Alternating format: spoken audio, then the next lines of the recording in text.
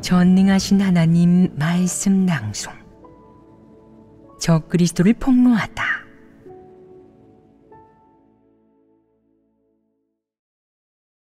제8조. 그는 사람들이 진리와 하나님이 아닌 오직 그에게 순종하도록 한다. 2.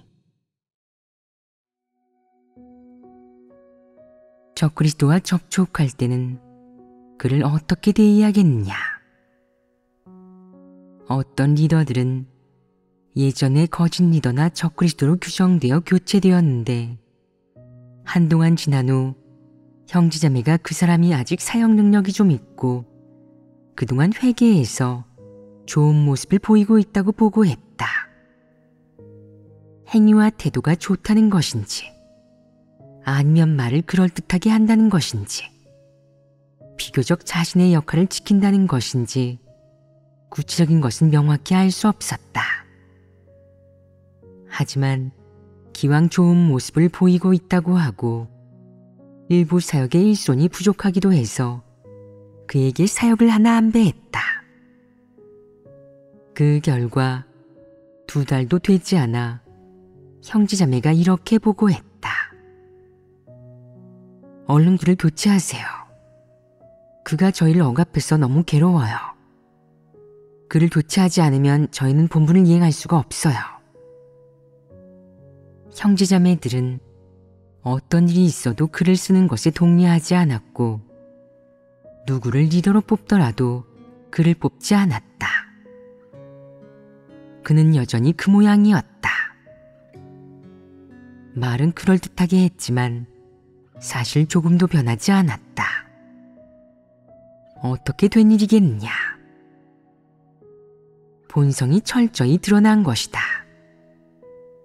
이 일을 어떻게 처리해야겠느냐? 형제자매가 모두 그토록 격하게 반응했다는 것은 확실히 그들에게 어느 정도 분별력이 생겼다는 뜻이다.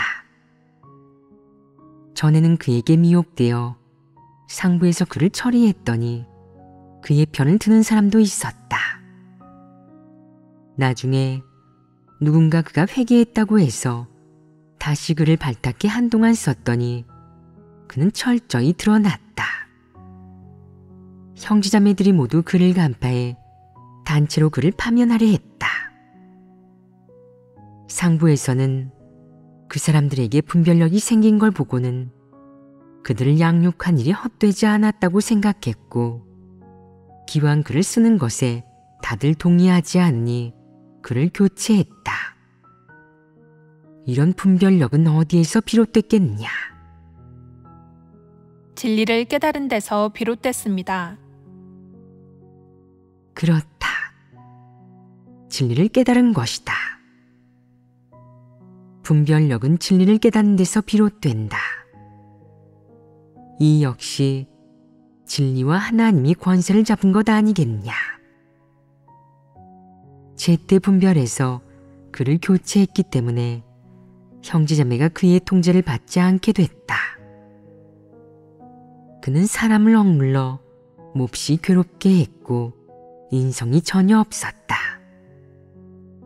올바른 일을 하지 않으면서 형제자매의 본분 이행을 교란하는 데다가 형제자매를 밟고 올라서서 전횡을 일삼으니 누가 그를 쓰는데 동의하겠느냐? 바보나 동의한다. 이런 부류의 사람은 교체되고 나면 느끼는 바가 조금이라도 있겠느냐? 지난번에는 상부에 의해 교체되고 이번에는 형제자매에 의해 파면되어 쫓겨났으니 체면이 말이 아니다. 원래 지위를 얻으려고 했는데 결국 지위도 얻지 못하고 일순간에 추락하여 원래 모습으로 돌아갔다. 그는 자신을 반성해야 하지 않겠느냐? 정말로 정상적인 사람이라면 단지 폐괴의 성품이 몹시 심각할 뿐이라면 그 역시 반성해야 하지 않겠느냐? 어떤 사람은 반성하지 않고 자신이 옳다고 생각한다. 자신은 어떻게 하든 옳다고 생각하며 사실도 긍정적인 사물도 자신에 대한 남의 평가도 받아들이지 않는다.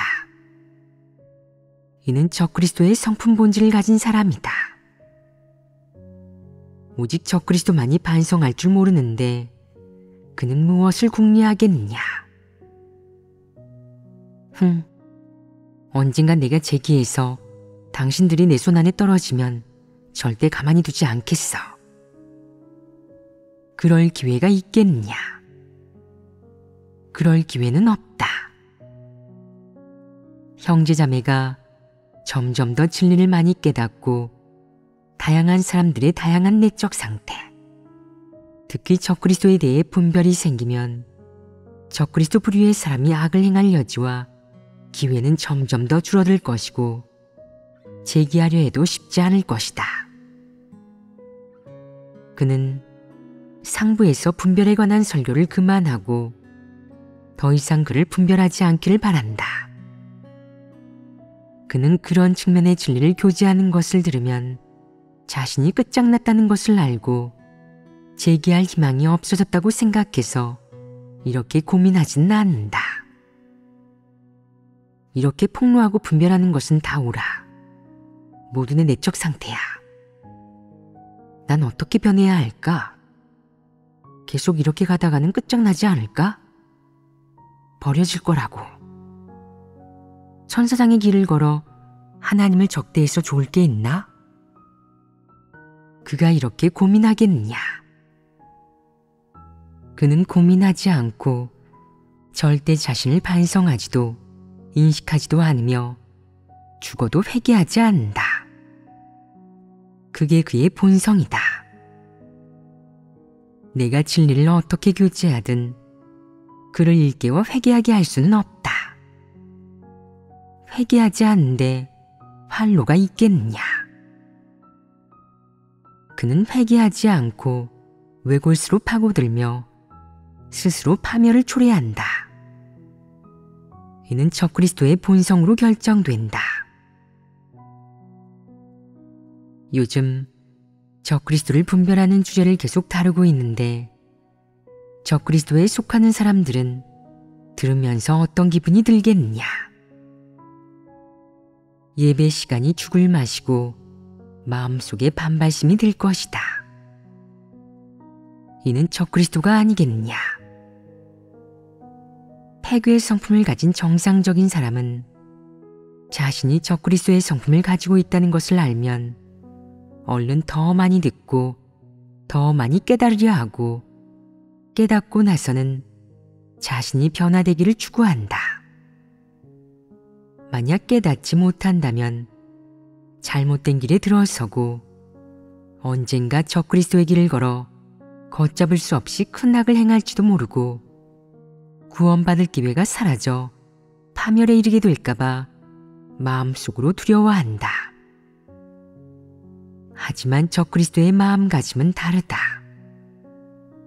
그는 그런 분별하는 설교를 아무도 말하지 말고 아무도 듣지 않길 바라고 다들 어리석고 분별력이 없어 그에게 미혹되길 바란다.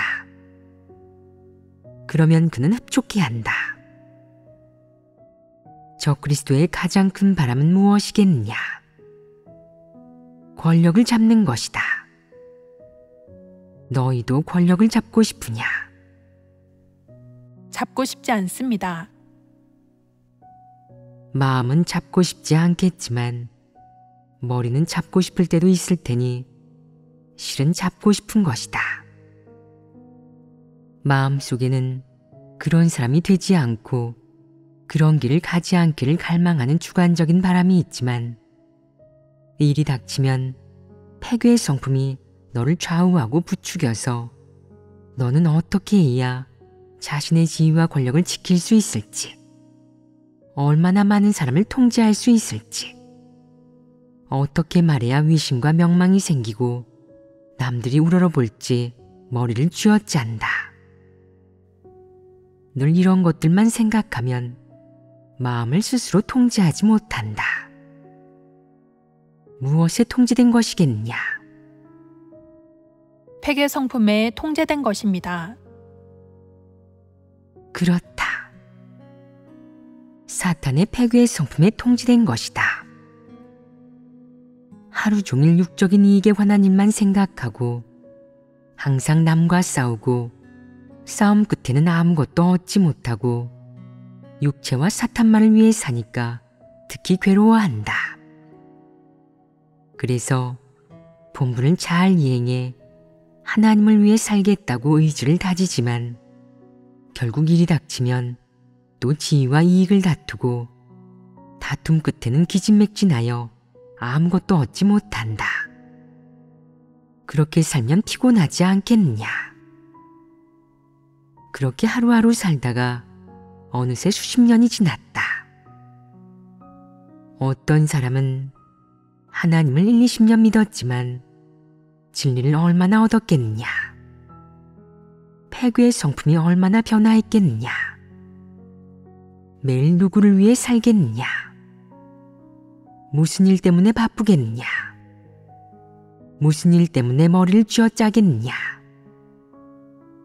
전부 다 육체를 위해서다. 사람 마음의 생각은 항상 악할 뿐이다. 라는 하나님의 말씀이 옳지 않겠느냐. 이 말을 직접 경험하고 자세히 음미해 보아라. 이 말이 생각날 때, 이 말을 체험할 때 너는 두렵지 않으냐? 너는 속으로 좀 두려워요. 저는 겉으로는 하루 종일 노력하고 버리고 헌신하고 고생해요. 육체는 그렇게 하지만 마음속 생각은 전부 악하고 진리에 위배돼요. 제가 하는 많은 일의 출발점이라든가 동기, 목적은 순전히 제가 생각하는 악을 행하려는 거죠. 라고 말할 것이다. 그렇게 하면 어떤 결과가 생기겠느냐? 악행을 저지른다. 그래서야 하나님이 기억하겠느냐? 저는 하나님을 20년 믿으면서 전부 다 버렸는데도 하나님께서는 저를 기억하지 않으세요. 라고 말하는 사람들이 있다. 그들은 슬퍼하고 고통스러워한다. 고통스러울 게 뭐 있느냐? 하나님이 정말로 사람에게 진지하게 따진다면 사람은 자랑할 게 아무것도 없다. 그건 모두 하나님의 은총이자 긍휼이다. 하나님은 사람에게 몹시 관대하다. 생각해 보아라. 그토록 거룩하고 공의롭고 전능한 하나님이 그를 따르는 사람이 하루 종일 악하고 진리에 위배되는 것만, 자신의 지위와 명리를 고려하는 일만 생각하는 것을 많이 지켜보면서 그를 따르는 사람이 그렇게 그를 대적하고 배반하는 것을 용인할 수 있겠느냐? 그럴 리 없다. 사람은 그런 생각과 속셈, 동기의 지배를 받아 대놓고 하나님을 거역하고 대적하는 일을 저지르면서도 본분을 이행하고 하나님의 사역에 협력하고 있다는 그럴듯한 명분을 내세운다. 하나님은 이 모든 것을 눈으로 보면서도 인내해야 한다. 하나님은 어떻게 인내하겠느냐? 진리를 공급하고 양육하고 일깨운다. 또한 깨우쳐주고 빗비춰주고 인도하고 채찍질하고 징계한다. 징계가 심할 때는 위로까지 해주어야 한다. 하나님은 인내심이 얼마나 강한 것이냐. 하나님은 그런 사람들의 온갖 패괴의 성품과 여러 표출, 행위, 생각이 모두 악하다는 것을 눈으로 보고도 인내할 수 있다. 사람이 그렇게 할 수 있겠느냐? 그럴 수 없습니다. 자식에 대한 부모의 인내도 진실하긴 하나 더는 참을 수 없게 되면 포기하거나 심지어 관계를 끊기도 한다. 그럼 하나님이 한 사람을 인내하는 것은 어떻겠느냐? 하나님은 너를 매일매일 인내할 정도로 크나큰 인내심을 갖고 있다. 그 인내 안에는 무엇이 있겠느냐? 사랑이 있습니다. 사랑뿐 아니라 너에 대한 기대도 있다. 여기서 말하는 기대란 무엇을 가리키겠느냐? 하나님이 행한 사역을 통해 사람이 하나님의 사랑을 몸소 체험하게 하는 성과와 수확을 보려는 것이다. 사람에게 그런 사랑이 있겠느냐? 없다.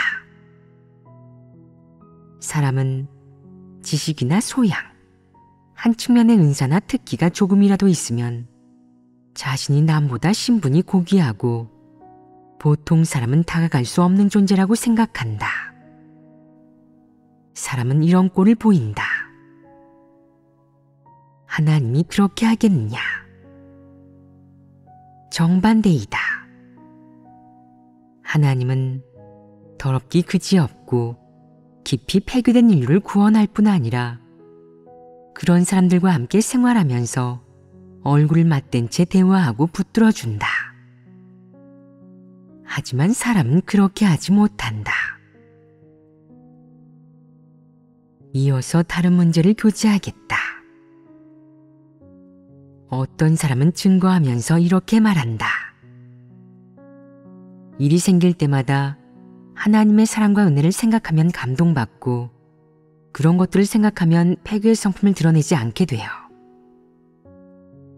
이 말이 좋다고 느끼고 폐괴를 드러내는 문제를 정말로 해결할 수 있다고 생각하는 사람이 많다. 하지만 이 말이 정말 성립하겠느냐? 성립하지 않는다. 하나님의 사랑과 전능함, 사람에 대한 하나님의 포용과 사람에게 하는 모든 것은 사람을 감동시킬 수 있을 뿐이다. 사람의 인성과 양심, 이성과 같은 측면을 감동시킬 수는 있지만 사람의 폐괴의 성품을 해결할 수는 없고 사람이 추구하는 목표와 방향을 바꿀 수도 없다. 그래서 하나님이 말세 심판 사역을 하고 진리를 선포하고 공급해 사람의 폐괴의 성품 문제를 해결하는 것이다. 하나님이 행하는 가장 중요한 일은 무엇이겠느냐? 진리를 선포하고 공급하며 사람을 심판하고 형벌하는 것이다. 그는 행동이나 어떤 일을 통해 너를 감동시키거나 너의 추구 방향과 목표를 바꾸려 하지 않는다. 그는 그렇게 하지 않는다.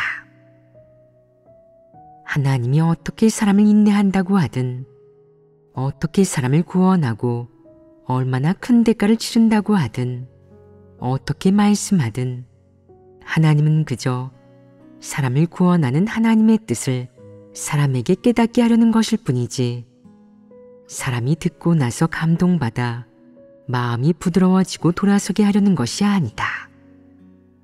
그렇게 할 수는 없다. 왜 그렇겠느냐? 사람의 폐괴의 성품은 사람의 본성 본질이다. 그 본성 본질은 사람이 생존을 위해 의존하는 토대이지 타 잃은다고 바뀌는 나쁜 습관이나 나쁜 버릇이 아니다. 혹은 사람이 기쁘다고 해서 또는 지식을 많이 배우고 책을 많이 읽는다고 해서 변하는 것도 아니다. 그건 불가능하다. 사람의 본성은 아무도 바꾸지 못한다. 진리를 받아들이고 얻어야만 변화할 수 있고 오직 진리만이 사람을 바꿀 수 있다. 생명 성품의 변화를 얻으려면 반드시 진리를 추구해야 하고 진리를 추구하려면 우선 하나님이 말씀하는 여러 가지 진리를 깨달아야 한다. 어떤 사람은 도리를 깨닫는 것이 진리를 깨닫는 것이라고 생각하는데 그건 완전히 틀렸다. 하나님을 믿는 도리를 깨닫고 영적 이론을 좀 이야기할 줄 안다고 해서 진리를 깨달은 게 아니다. 생각해 보아라. 진리란 대체 무엇이냐? 왜 진리를 깨닫지 못하는 사람이 많다고 자주 말하겠느냐? 그들은 하나님 말씀의 뜻을 알아들을 수 있으면 진리를 깨달은 거야. 하나님 말씀은 모두 옳고 전부 마음에 와닿아. 그건 우리의 공통어야. 라고 생각한다. 그들의 이런 주장이 과연 옳겠느냐? 진리를 깨닫는다는 게 대체 무엇을 가리키겠느냐? 왜 그들이 진리를 깨닫지 못한다고 하겠느냐? 우선 진리란 무엇인지 얘기해보자. 진리란 모든 긍정적인 사물의 실제다. 그럼 그런 긍정적인 사물의 실제가 사람과 무슨 관련이 있겠느냐? 제가 이해한 바로는 사람이 진리를 깨달으면 어떤 사람과 일, 사물을 마주하든 원칙이 있고 어떻게 대할지 알며 실행의 길이 있습니다. 진리는 사람의 어려움을 해결할 수 있고 사람의 생활 속 실제가 될 수 있습니다. 방금 사람이 도리를 깨달았다고 해서 진리를 깨달은 것은 아니라고 하셨는데, 사람은 스스로가 진리를 깨달은 것 같다고 생각하지만 실생활 속 자신의 모든 문제와 어려움은 해결하지 못하고 길도 없고 진리와 결부시키지도 못합니다. 그게 바로 진리를 깨닫지 못한 것이다. 방금 한 말들 중 한마디가 전곡을 찔렀다. 진리란 무엇이냐? 진리는 사람이 실행의 길을 갖게 하고 원칙을 가지고 행동하게 하며 사람의 어려움을 해결해 줍니다. 그렇다. 진리 원칙에 따라 비춰보고 실행하면 그게 바로 길이고 진리를 깨달은 것이다. 만약 도리만 깨닫고 일이 생겼을 때 운용할 줄 모르며 원칙을 찾지 못한다면 진리를 깨닫지 못한 것이다. 진리란 무엇이냐? 진리란 모든 일을 하는 원칙이자 준칙이다. 그렇지 않으냐? 너희에게 진리를 깨닫지 못했다고 하는 것은 너희가 설교를 듣고 나서 도리만 알고 그 안에 있는 진리의 원칙과 준칙이 무엇인지, 생긴 일 중 어떤 일이 그 측면의 진리와 관련 있는지, 어떤 내적 상태가 그 측면의 진리와 관련 있는지, 그 측면의 진리를 어떻게 적용하는지 모르기 때문이다. 이런 것을 다 모른다. 예를 들어 너희가 어떤 문제에 대해 묻는다면 그 문제에 대해 물을 수 있다는 것은 너희가 그 측면의 진리를 깨닫지 못했다는 뜻인데, 교제하고 나면 깨닫지 않겠느냐?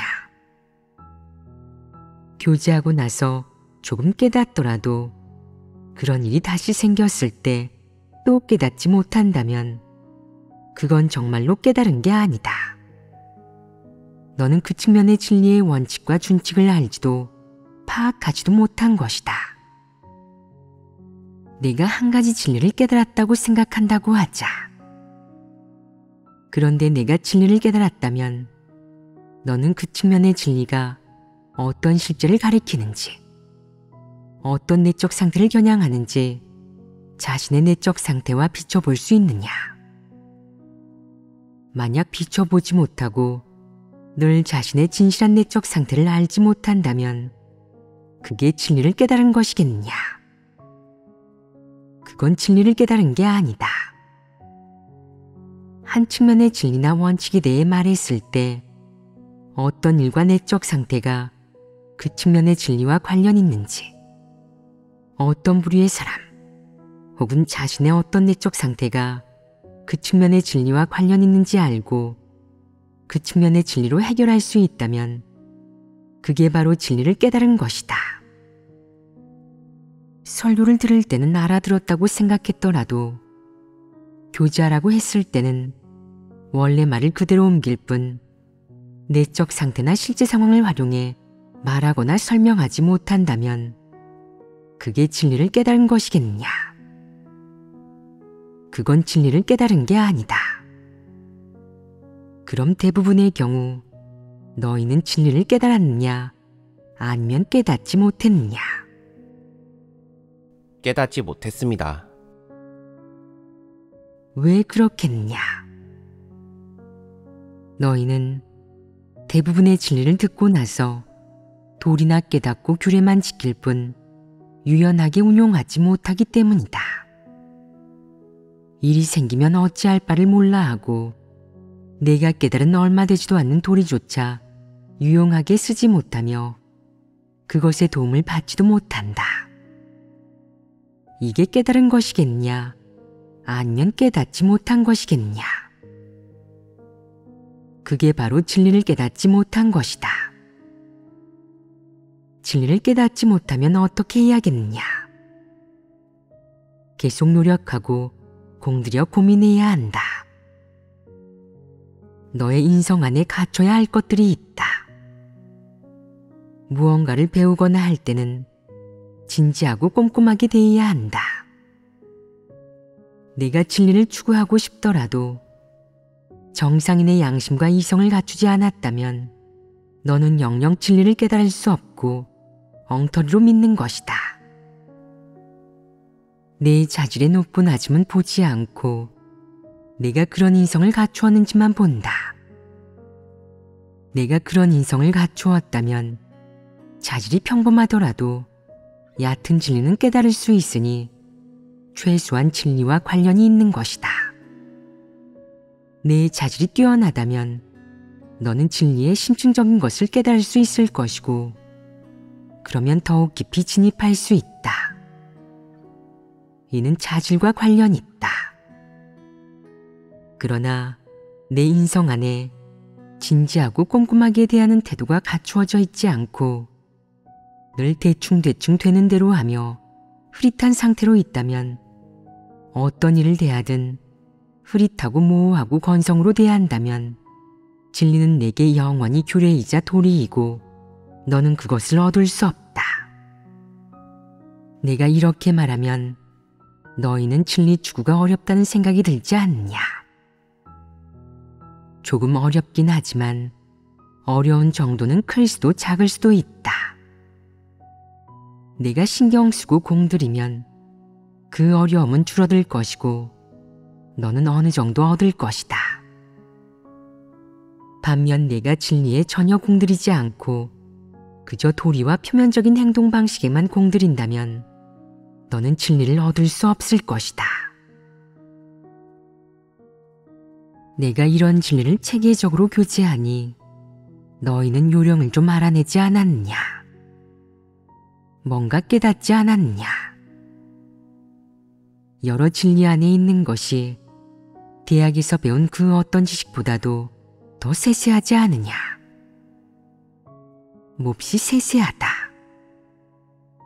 지식 같은 것들은 사람이 기억하고 이해할 수만 있으면 끊임없는 실습과 실천을 통해 몇 년 안에 숙달할 수 있다. 학문 하나를 배울 때도 시간과 에너지를 쏟고 신경을 좀 쓰기만 하면 서서히 숙달할 수 있다. 하지만 진리를 깨달으려면 단지 머리만 써서는 안 되고 마음을 써야 한다. 마음을 써서 하나님 말씀을 묵상하거나 체험하지 않으면 진리를 깨달을 수 없다.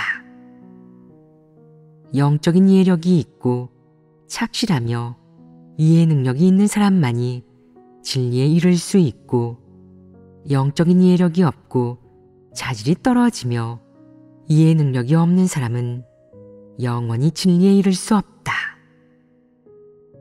너희는 경솔한 사람이냐 아니면 세심한 사람이냐? 경솔한 사람입니다. 그럼 위험하지 않겠느냐? 너희는 세심하게 행동할 수 있겠느냐? 할 수 있습니다. 할 수 있다는 건 좋은 일이다. 나는 그런 말을 듣는 걸 좋아한다. 할 수 없다는 말은 그만해라. 시도도 안 해보고 할 수 없는지 어떻게 아느냐? 할 수 있을 것이다. 지금 너희가 추구하는 의지와 태도로 보면 기초적인 진리를 깨달을 희망은 있다. 그건 가능하다. 사람이 기꺼이 마음을 쓰고 대가를 지불하며 마음속으로 진리에 힘쓰면 성령은 역사하고 온전케 하지만 마음속으로 진리에 힘쓰지 않으면 성령은 역사하지 않는다. 기억해라. 진리를 깨달으려면 주관적으로 공들이고 대가를 지불해야 하지만 그렇게 해도 단지 절반의 성과만 이룰 수 있고 사람이 협력해야 하는 부분만 이룰 수 있다. 나머지 절반은 진리를 깨닫는데 핵심적인 부분으로 사람이 닿을 수 없는 것인데 이는 성령 역사에 기대어 이룰 수밖에 없다. 지식이나 과학을 배우는 것은 사람이 공을 들이면 되지만 진리를 깨닫는 것은 그렇지 않다는 것을 절대 잊지 마라. 머리에 기대는 것만으로는 소용없고 마음을 쓰고 대가를 지불해야 한다. 대가를 지불하여 이루는 성과는 무엇이겠느냐? 성령 역사이다. 그러나 성령 역사의 기초는 무엇이겠느냐? 생각은 상당히 섬세하고 마음은 충분히 조용하고 편안해야 하며 솔직해야 한다. 그래야 하나님이 역사한다. 성령 역사는 아주 미묘하다. 겪어본 사람은 안다. 진리 측면에 자주 공들이는 사람은 항상 성령의 깨우침을 느끼고 본분을 이행하면서 실행의 길이 순조로우며 마음이 점점 더 환해진다. 반면 체험이 없는 사람은 성령 역사를 느끼지 못하고 늘 정확한 길을 보지 못하며 어떤 일을 대하든 모호하고 무엇이 바른 길인지 모른다. 진리를 깨닫고 실행의 길을 분명히 아는 것은 사실 어렵지 않다. 사람이 마음의 그 몇 가지 상태를 갖추면 성령은 역사한다. 그러나 내 마음이 그 몇 가지 상태에서 벗어나면 너는 성령 역사를 느낄 수 없다. 이는 추상적이지도 막연하지도 않다. 내가 그 몇 가지 내적 상태 안에 있고 내 마음이 그 몇 가지 상태 안에 있는 채로 구하고 공들이고 묵상하고 기도한다면 성령은 내게 역사한다. 그러나 내가 정신을 딴 데 팔고 늘 지위를 추구하고 명리를 다투며 항상 행동 방식에나 관심을 쏟고 공들인다면 하나님을 대할 때 늘 피하고 숨기고 회피하고 거절하며 솔직하지 못하고 하나님에게 마음을 열지 않는다면 성령은 역사하지 않고 너를 거들떠 보지 않을 것이며 꾸짖지도 않을 것이다. 성령의 꾸짖음조차 겪어보지 않은 사람이 진리를 얼마나 깨달을 수 있겠느냐? 때때로 성령이 너를 꾸짖는 것은 그 일을 어떻게 하면 옳고 어떻게 하면 그른지 내게 알려주려는 것이고 내게 그런 느낌을 주려는 것이다. 결국 너는 무엇을 얻게 되느냐? 너는 옳고 그름을 분별하는 능력을 갖추게 되고 그 일을 한눈에 명확히 알게 된다. 그렇게 하는 건 옳지 않아. 원칙에 부합하지 않아. 난 그렇게 할 수 없어. 그 일에서 너는 원칙이 무엇인지, 하나님의 뜻이 무엇인지, 진리란 대체 무엇인지 명확히 알게 되고 어떻게 해야 할지 알게 된다. 그러나 성령이 역사하지 않고 너를 그렇게 징계하지 않는다면 너는 그런 일에서 영영무지한 상태로 남아 명확히 알지 못할 것이고 그런 일이 닥치면 갈피를 잡지 못하고 영문을 몰라 마음은 항상 곤죽이 된 듯 어떻게 해야 할지 알지 못할 것이다. 너는 조급하고 속이 끓는데 성령은 왜 역사하지 않겠느냐? 아마 내 내면에 어떤 내적 상태가 옳지 않고 내가 반항하기 때문일 것이다. 무엇으로 반항하겠느냐? 내가 그릇된 관점이나 관념을 고집하면 하나님은 역사하지 않는다. 내가 그 관념이나 관점이 틀렸다는 것을 알아차리면 그제서야 성령은 그것을 토대로 역사한다. 성령은 역사할 때 단지 내가 의식적으로 옳고 그름만 알게 하는 것이 아니라 길과 방향, 목표가 무엇인지, 내가 깨달은 것이 진리와 얼마나 멀리 떨어져 있는지 명확히 알게 한다. 너희는 이런 경험이 있지 않으냐?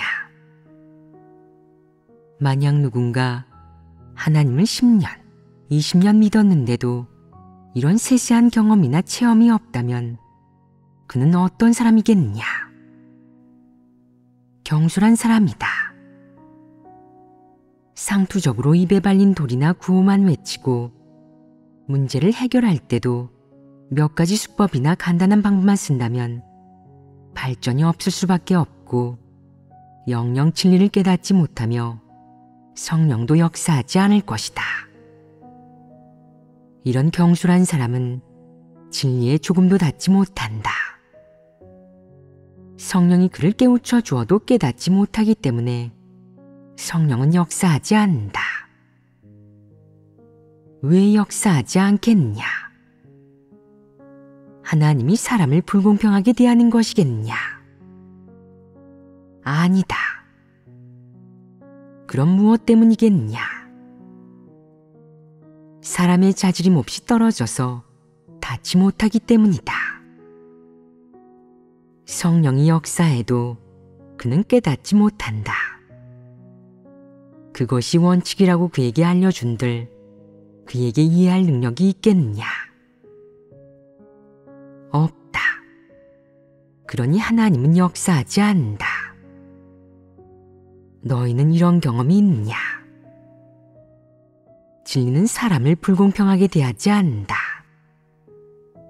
네가 추구하고 깨달으려고 할 때 성령은 역사하고 너는 얻을 수 있다.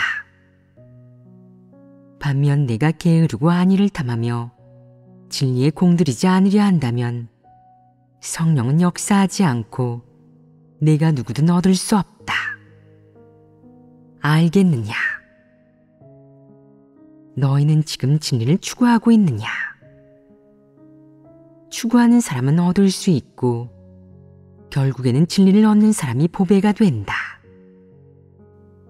진리를 얻지 못한 사람은 부러워해도 소용없다. 놓치면 더 이상 기회가 없다. 진리를 추구할 가장 좋은 시기는 언제겠느냐? 하나님이 성육신에 역사하는 기간이다.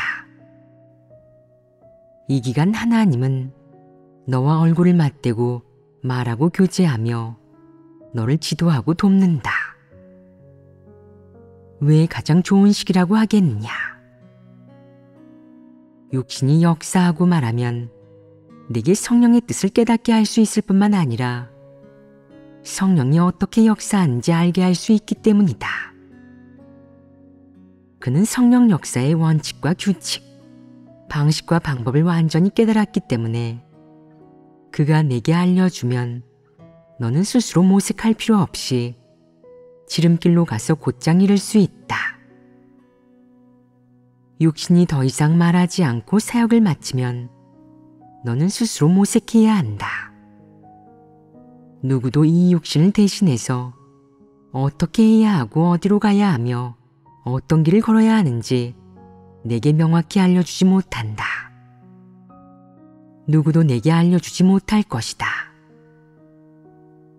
아무리 영적인 사람이라도 안 된다. 여기에는 실제 사례가 있다.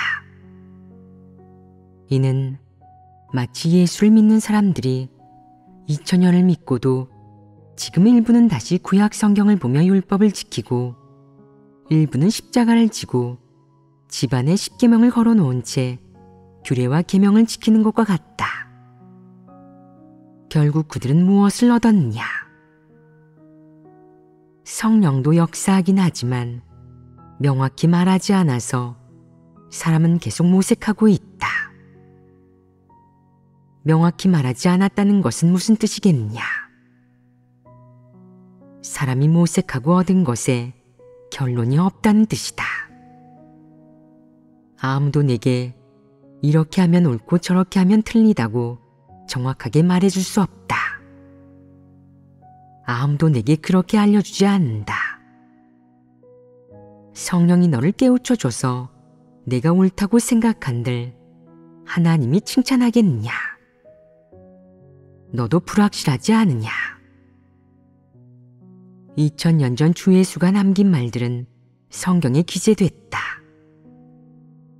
2000년이 지난 뒤 주를 믿는 사람들은 주의 재림에 대해 가지각색으로 해석하는데 정확한 해석이 무엇인지 아무도 알지 못하기 때문에 그들은 이 단계 사역을 받아들이는데 많은 힘을 들인다.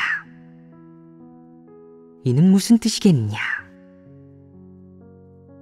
애매모호하고 명확히 설명하지 않은 말들에 대해 10사람이 있으면 10가지로 해석하고 100사람이 있으면 100가지로 해석한다는 것이다. 각자 이유와 주장을 가지고 있는데 어떤 해석이 정확하겠느냐? 하나님이 말씀하지 않거나 규정하지 않은 것이라면 사람이 말해봤자 소용없다. 내 파벌이 아무리 크고 사람이 아무리 많다 한들 하나님이 인정하겠느냐? 인정하지 않습니다. 하나님은 내 세력을 보지 않는다. 설사 전 세계에서 아무도 받아들이지 않더라도 하나님이 행하는 것은 옳고 진리다. 이는 영원불변의 사실이다. 각 종파가 이렇게 해석하고 저렇게 해석해도 결국에는 어떻겠느냐? 내가 해석해봤자 소용이 있겠느냐? 하나님은 한마디로 부정한다. 내가 어떻게 해석한들 하나님이 너를 거들떠보겠느냐? 거들떠보지 않습니다. 하나님은 왜 거들떠보지 않겠느냐? 하나님이 따로 시작해 새 사역을 한 지 이제 30년 가까이 되었다. 그 사람들이 아무리 교만하게 떠든다 한들 하나님이 거들떠보겠느냐? 신경도 쓰지 않는다. 종교계에 있는 사람은 이렇게 말한다. 당신이 거들떠보지 않는다고 해서 이 사람들이 구원을 못 받나요? 사실 하나님은 하나님에게 결정권이 있다고 진작에 알아듣게 말했다. 종교계의 세력이 아무리 커도 소용없고 사람이 아무리 많다 한들 그들에게 진리가 있다고 증명할 수 없다. 하나님은 해야 할 일을 하고 시작해야 할 곳에서 시작하며 택해야 할 자를 택하는데 종교계의 영향을 받거나 종교계에 휘둘리겠느냐? 전혀 그렇지 않다. 그게 바로 하나님의 사역이다. 그런데 폐교된 인류는 하나님과 이치를 따지고 하루 종일 하나님에게 설명하려 하는데 소용이 있겠느냐? 게다가 성경 속의 말을 물고 늘어져 제멋대로 해석하고 일부분만 취해 제멋대로 한 해석임이 틀림없어도 평생 고수하면서 하나님이 와서 이루어주길 기다리니 꿈도 야무지다. 사람이 하나님의 말씀 속에서 진리를 구하지 않고 늘 하나님에게 이렇게 저렇게 해달라고 요구하려 한다면 그게 이성적인 것이겠느냐? 사람은 무엇을 하려는 것이겠느냐? 반항하려는 것 아니겠느냐? 하나님과 겨루려는 것 아니겠느냐?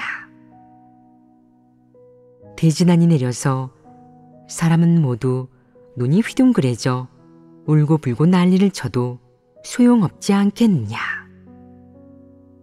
바로 그런 것이다. 지금은 하나님이 사람을 구원하고 온전케 하기 가장 좋은 시기이다. 이 시기를 놓치게 될 날이 올 때까지 기다리지 말고 그때 가서 이렇게 생각하지 마라. 그 말씀이 무슨 뜻일까? 그때 물어볼 걸 그랬어. 이제 묻지도 못하네. 그럼 기도나 하자. 성령도 역사하잖아. 다 똑같지 뭐. 똑같겠느냐? 똑같다면 2000년 동안 주를 믿은 사람들이 그러지는 않았을 것이다. 십몇 세기에 소위 성도들이 쓴 말들은 너무도 미숙하고 볼품없다. 지금 각 종파의 사람들이 부르는 찬양은 두꺼운 책 한 권으로 되어 있는데 그 내용은 하나님의 은혜와 복 받는 것, 이 두 가지에 대한 것뿐이다. 이게 하나님을 인식하는 것이겠느냐? 인식하지 못하는 것이다. 그 안에 진리가 조금이라도 있겠느냐? 그들이 아는 것이라고는 하나님이 세상 사람을 사랑한다는 것뿐이다. 그들은 세상에서 영원히 변하지 않는 한마디, 즉 하나님은 사랑이시다 라는 말만 안다. 그럼 하나님은 어떻게 사람을 사랑하겠느냐? 하나님은 지금 그들을 내치고 도태시켰는데도 하나님이 여전히 사랑이겠느냐? 그들이 보기에는 사랑이 아니라서 그들은 하나님을 정죄했다. 사람은 진리를 추구하지 않으면 진리를 깨달을 수 없다. 이는 가장 불쌍한 일이다. 지금 하나님이 성육신에서 진리를 선포하고 직접 사람을 구원하는 좋은 기회가 있는데도 진리를 추구하지 않고 진리를 얻지 못한다면 그건 몹시 안타까운 일이다. 추구하고 노력했는데도 결국 깨닫지 못한다면 양심의 거리낌은 없고 최소한 자신에게 떳떳할 수 있다. 너희는 이제 추구하기 시작했느냐? 본분 이행을 진리 추구라고 할 수 있겠느냐? 그건 일종의 협력이라고 할 수 있지만 진리 추구에 이를 수 있다거나 진리 추구에 미칠 수 있다고 할 수는 없다. 그건 그저 일종의 행위나 행동이며 진리를 추구할 태도를 갖춘 것일 뿐이다.